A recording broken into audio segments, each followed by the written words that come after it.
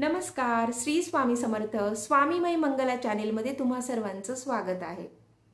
उद्या 7 मार्च 2025 शुक्रवार रोजी दुर्गाष्टमी आहे आणि दुर्गाष्टमी ही तिथी आपल्या कुळदेवीच्या सेवेसाठी अत्यंत महत्त्वाची मानली गेलेली आहे।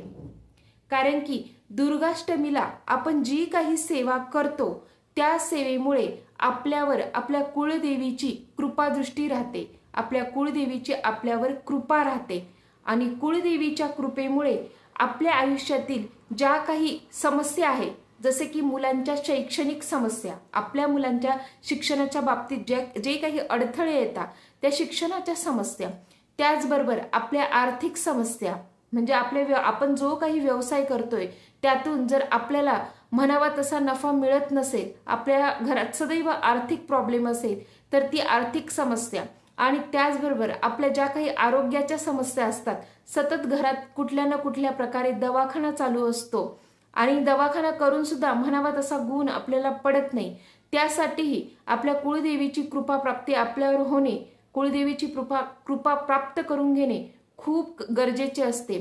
तसेच आपल्या प्रसिद्धीसाठी, आपली खूप मोठी कीर्ती व्हावी जगामध्ये, ह्यासाठी सुद्धा आपल्या कुळदेवीची सेवा खूप गरजेची असते आणि म्हणूनच दुर्गाष्टमीला कुळदेवीची सेवा करणं, पंचोपचारे पूजा करणं अत्यंत गरजेचं असतं आणि ही सेवा कोणती करायची आहे ते मी तुम्हाला आता या व्हिडिओ मार्फत सांगणारच आहे।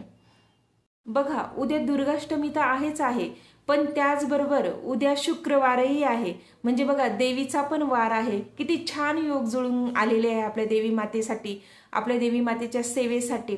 जर तुम्हाला शक्य असेल ना तर शुक्रवारी तुम्ही राहू काळात दुर्गा सप्तशती या ग्रंथाचं पठण करा।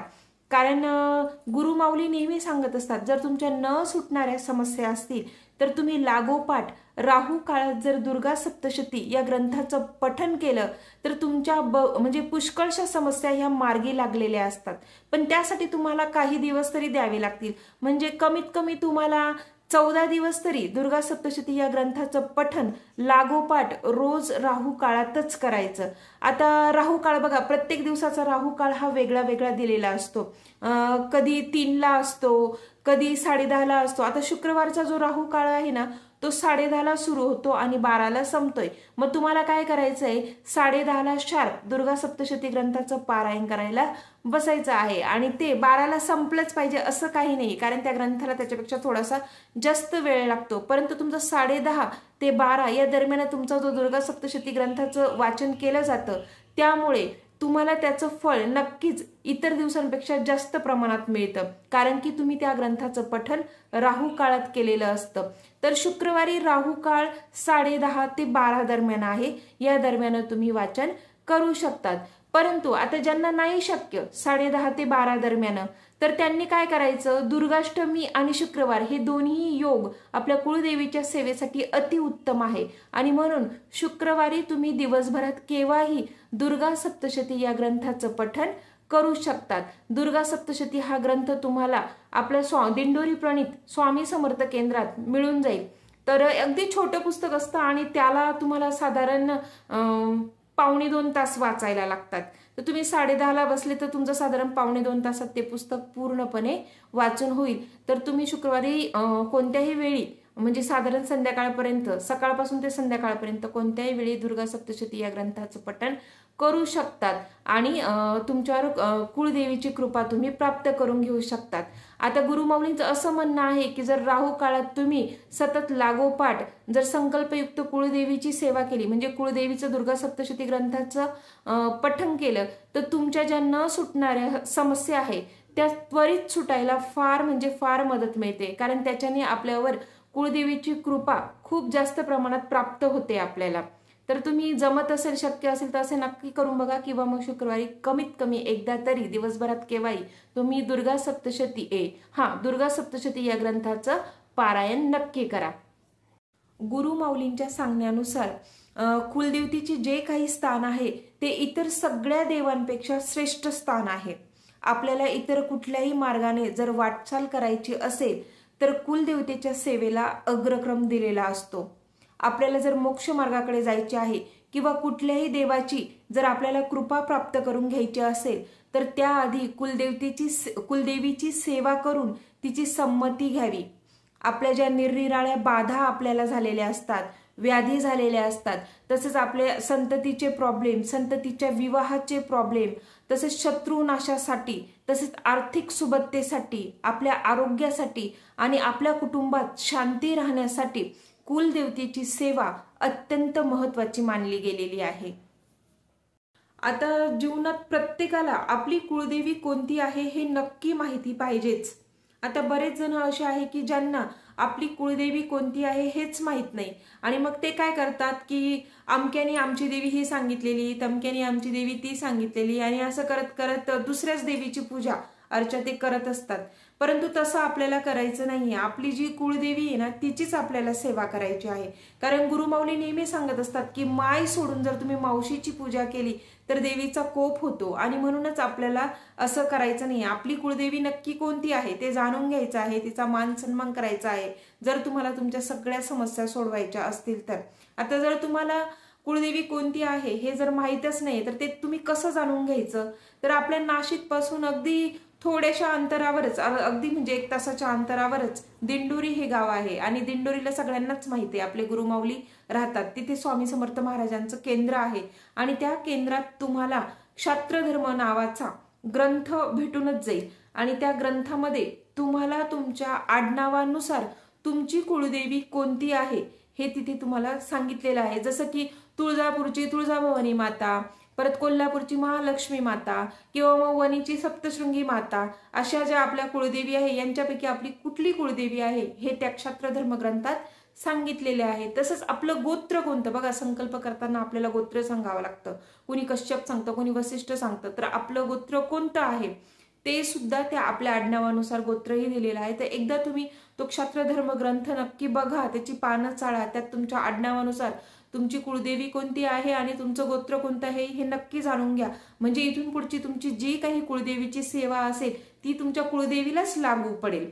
आता त्यासाठी तुम्हाला बघा, जे लांब राहतात त्यांना एवढं दिंडोरीपर्यंत येणं शक्य नसेल, ज्यांना येण्याची इच्छा असेल त्यांनी नक्की या। अक्षरशः म्हणजे खूप लांबून लांबून दुसऱ्या राज्यातून सुद्धा दिंडोरीला खूप भाविक येत असतात महाराजांचं, स्वामी समर्थ महाराजांचं आणि गुरुमाऊलींचं दर्शन घेण्यासाठी। कारण लोकांच्या मोठ्या मोठ्या समस्या आपल्या गुरुमाऊलींनी सोडवलेल्या असतात, त्यामुळे श्रद्धेने अनेक भाविक लांबून लांबून दुसऱ्या राज्यातून सुद्धा येत राहतात। परंतु ज्यांना नाही शक्य एवढं लांब येणं तर त्यांनी काय करायचं, तुम्ही ऑनलाईन सुद्धा क्षात्रधर्म हा ग्रंथ मागवू शकतात। पण तो क्षात्रधर्म ग्रंथ आहे ना तो दिंडोरी प्रणितच मागवा। म्हणजे दिंडोरी प्रणित स्वामी समर्थ केंद्रातील जो क्षात्रधर्म ग्रंथ आहे तोच तुम्ही मागवा आणि त्याच्यातून तुम्ही जाणून घ्या की तुमची कुलदेवी कुठली आहे आणि तुमचे गोत्र कुठले आहे आणि त्यानुसार कुलदेवीची सेवा तुम्ही सुरू करा। तर कुलदेवीची सेवा नक्की करायची कशी, तर बघा, जेव्हा जेव्हा मंगळवार येईल, शुक्रवार येईल, दुर्गाष्टमी येईल, हे सगळे आपल्या देवी मातेचे वार आहे।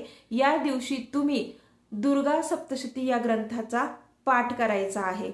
दुर्गा सप्तशती हा ग्रंथ तुम्ही स्वामी समर्थ म्हणजे दिंडोरी प्रणित स्वामी समर्थ केंद्रातलाच वाचा, जेणेकरून तो तुमचा 1.5 ते 2 तासात पूर्णपणे वाचून होईल आणि अगदी कुणालाही तो सहज सोप्या भाषेत आहे, अगदी सहज मराठी भाषेत आहे, तो तुम्हाला वाचणं अगदी सोपं जाईल आणि आपल्या गुरुमाऊलींचा त्याला आशीर्वाद असल्यामुळे त्याच्या वाचनाचं, त्याच्या पठणाचं फळ आपल्याला नक्कीच संस्कृत दुर्गा सप्तशती ग्रंथाप्रमाणेच मिळतं। तर मग तुम्हाला शुक्रवारी, मंगळवारी आणि दुर्गाष्टमी या दिवशी दुर्गा सप्तशती या ग्रंथाचं पठण करायचं आहे। दुर्गा सप्तशती या ग्रंथाचं पठण करताना तुम्हाला पूर्वाभिमुख बसायचं आहे, पूर्वेकडे तोंड करून, आणि बसायला तुम्हाला जे आसन घ्यायचं आहे ते दशा नसलेलं आसन घ्यायचं आहे।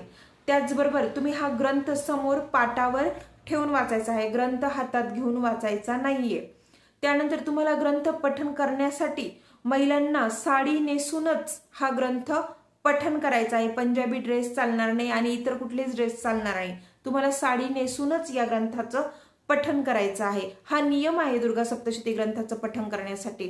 आणि तुम्हाला हातामध्ये 2 अशा हिरव्या काचेच्या बांगड्या तुम्हाला घालायच्या आहे आणि त्याचबरोबर तुम्हाला कपाळी कुंकू लावायचं आहे। टिकली लावायची नाही, टिकली तुम्हाला काढून टाकायची आहे आणि त्या जागी तुम्हाला कुंकू लावायचा आहे। हा सुद्धा दुर्गा सप्तशती ग्रंथाचा पठण करण्याचा नियम आहे। आणि मग जेव्हा तुम्ही आता दुर्गा सप्तशती ग्रंथ पठण करायला सुरुवात कराल तर त्यावेळेस तुम्हाला अगदी तो एका लयीत वाचायचा आहे, म्हणजे आवाजाचा जास्त चढ उतार करायचा नाही, एका छंदात तुम्हाला ते वाचायचं आहे. आणि वाचायला सुरुवात केल्यानंतर तुम्हाला मध्येच कुणाशीही बोलायचं नाहीये पठण करताना, आणि पठण करताना मध्येच तुम्हाला उठायचं पण नाहीये.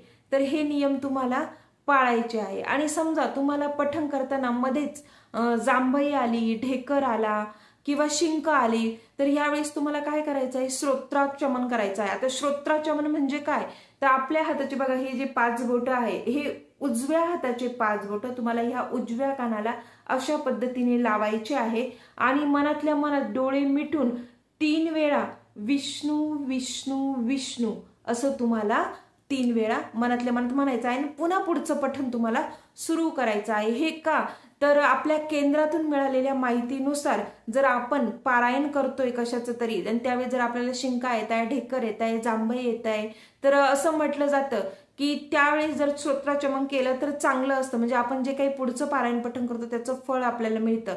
परंतु जर आपण असं श्रोत्राचमन केलं नाही तर पुढे आपण जे काही पठण करतो त्याचं फळ आपल्याला मिळत नाही. आणि असं माहिती अशी आलेली आहे की तुम्ही जे काही म्हणजे जांभई वगैरे या मार्फत तुमची निगेटिव्हिटी, ते तुमच्या शरीरातील निगेटिव्हिटी बाहेर काढत असतात.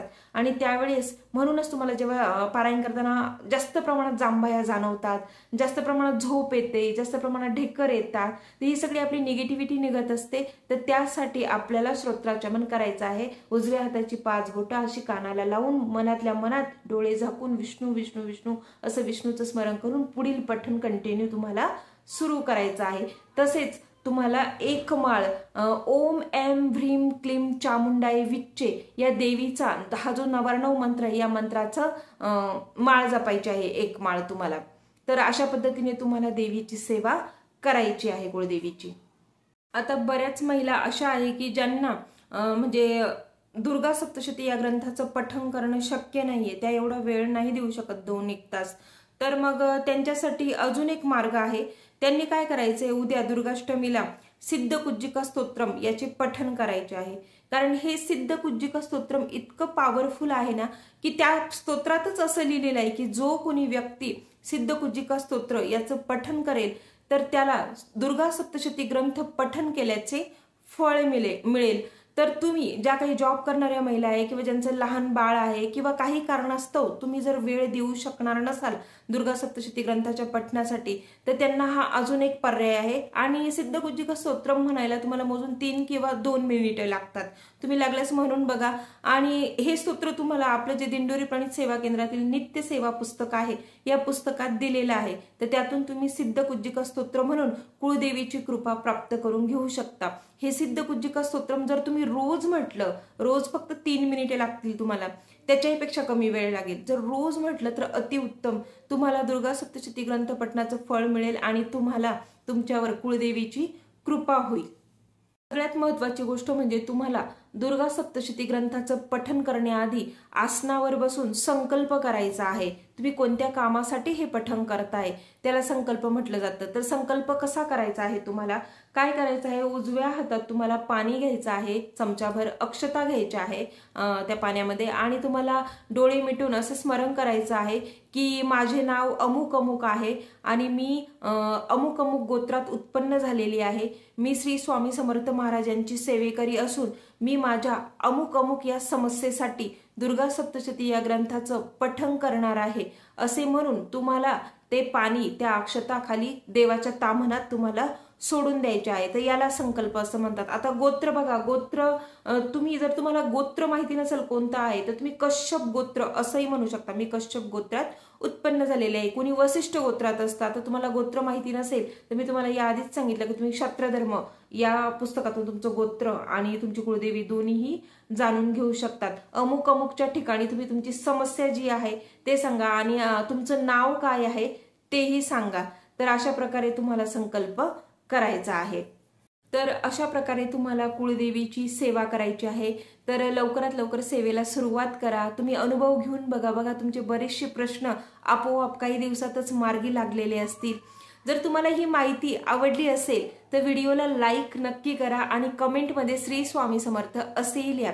आता ज्यांना ज्यांना कुळदेवीची सेवा कशी करायची किंवा या व्हिडिओमार्फत काही प्रश्न निर्माण झाले असतील त्यांच्या मनात, तर कमेंटमध्ये ते प्रश्न तुम्ही नक्की विचारा. किंवा स्वामी सेवेविषयी काही प्रश्न असतील, अध्यात्माचे किंवा आरोग्याचेही काही प्रश्न असतील. बघा, आपल्या स्वामी समर्थ सेवा केंद्रात आरोग्यावर सुद्धा काही सेवा, काही मंत्र दिले जातात.